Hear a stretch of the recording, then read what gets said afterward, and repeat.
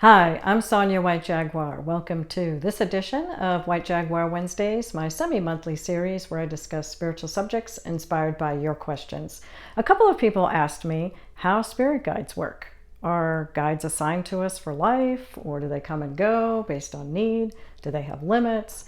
What reasonable expectations should we have about spirit guides? Why do we even have guides? It's a great question. So I sat at the computer over the course of a few days and did some channeling with Alan, and we had a great discussion about the roles that spirit guides play in our lives. So here's what we talked about. I said to Alan, let's start with how you see us here in the physical world from your perspective as a guide. Do you see our physical body, or do you see us in our soul form? Alan said both, really. I see everything I need to see in order to provide guidance and support. I see your wishes and dreams, your past lives, your soul's mission in this lifetime, goals you are trying to achieve, not only as a physical person, but also on the soul level. I am aware of how your physical body is growing and changing and getting older. When the time comes to leave an incarnation, I can see the soul depart the body. Although I'm not in the physical realm, I see with great clarity what is required in order to provide assistance as a guide. That's the crux of it, really. I see what I need to see. I said, you're a highly engaged guide and very interactive. Most guides don't make their presence known. How is it you're able to interact so well? Alan said, some of it is by choice. Because of the work I'm doing with my guides and teachers, I've been given permission to actively engage with people in your world. Not everyone chooses to work on this level. I like this work. It suits me and helps me achieve my goals as a soul. I said, is guide work assigned to you, or did you choose to be a guide? Alan said, it was offered to me as a way to grow and learn my lessons, and I accepted the job. I made the choice to do this work. I said, over the years, many guides have made their presence known to me. After my father died, he came to me many times and gave me visions and messages. I still feel his presence as a guide in my life and talk to him. For as long as I can remember, I would occasionally get visions and messages from a priest I'd known in one of my past lives. I don't have strong memories of that life, but I know that I was very close to that priest in that life, and he was a trusted advisor to me. Now he's working with me as a guide in this life. So my question is it common for our fellow incarnating souls, either from our current life or our past lives, to serve as our spirit guides? Alan said, yes, it is. In fact, it's likely that most of the guides you'll encounter and consciously interact with, if you have a direct rapport with them, are fellow souls from your soul group, whom you know quite well on the soul level. Whether meeting on the physical plane in corporeal existence or working together across dimensions, all of these interactions are intended to help the soul grow, develop relationships, and express love and compassion. Serving as a guide is a means to accomplish that. So that's why what you've experienced can be quite common, yes. I said, okay, so let's talk about guide roles. How many guides do people typically have, and what are their functions? Do they tend to stay with us long term, or do they come and go as needed? Alan said the average person has many guides, all of whom serve a variety of functions. Some come and go and provide assistance to large numbers of people, sometimes even to entire populations, while some may work with only a small handful of souls. It depends on the work and what's needed. We know how difficult incarnating is, so we are happy to assist in this manner. Guide work is highly regarded and considered a great honor here where I am. Some guides help with selecting a life for an incarnation, including goals and lessons and so forth. That guide or guides, sometimes 2 or 3, usually remain anonymous throughout the incarnation. Interfering with the soul's work during the incarnation is usually not necessary because that type of guide works on a different level. However, those guides are usually highly interactive with the individual before and after the soul's incarnation. There are many other guides who serve secondary functions while the soul is incarnating. Some provide healing, guidance, and channeled messages as I do. This type of guide work can be great fun. Some interact in a very different way, which may or may not be noticed day to day by someone in your world. Some assist the planet directly or work with other life forms.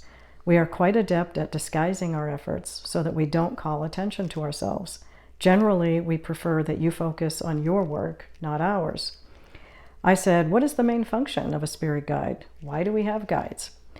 Alan said, our main function is to help you achieve the goals and learn the lessons you've set for a given lifetime. It's really that simple.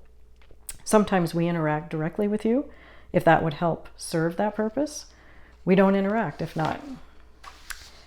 I said, you told me that you'd never done this kind of guide work before your lifetime as Alan Rickman. Is that correct?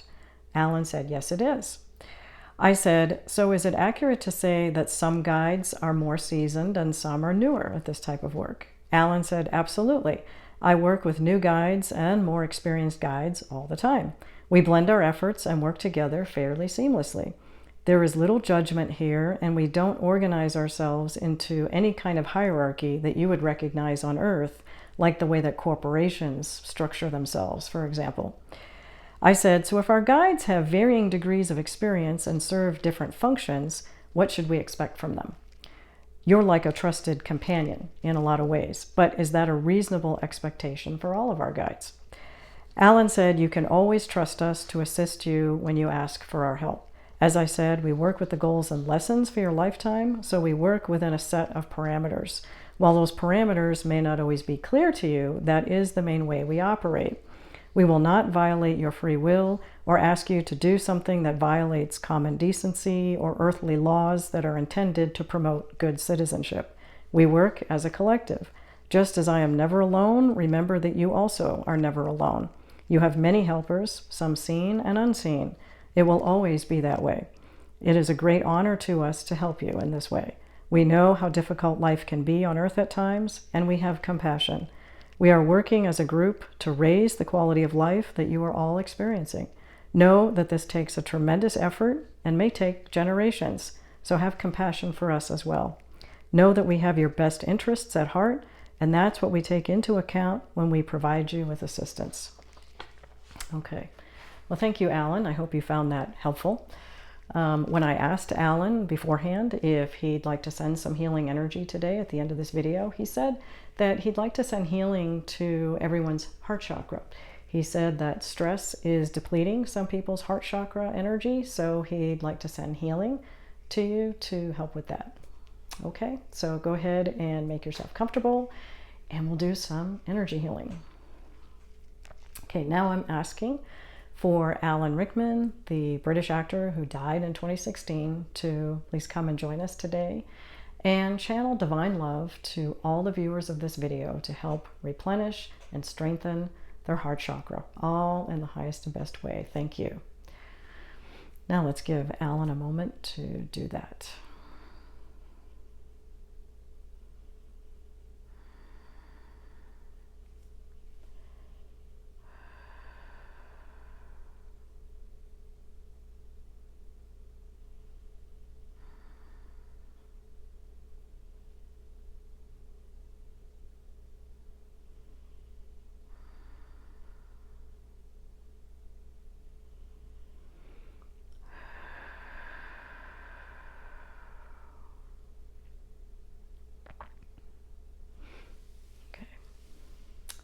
Thank you, Alan.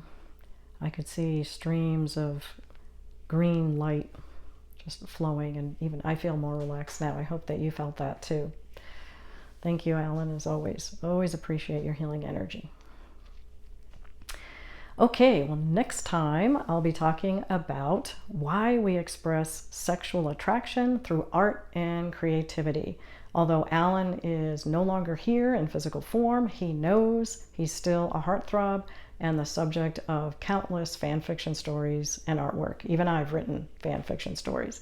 Alan understands the need for self-expression and the allure of guilty pleasures and sexual fantasies.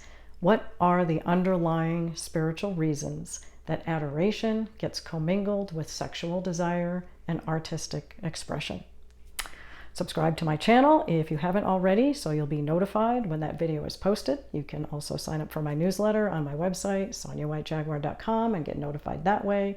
I send out newsletters twice a month. They contain inspirational messages from Alan and exclusive sneak peeks from my books in progress. You'll also receive a free meditation guide. Thanks so much for watching. I'll see you next time.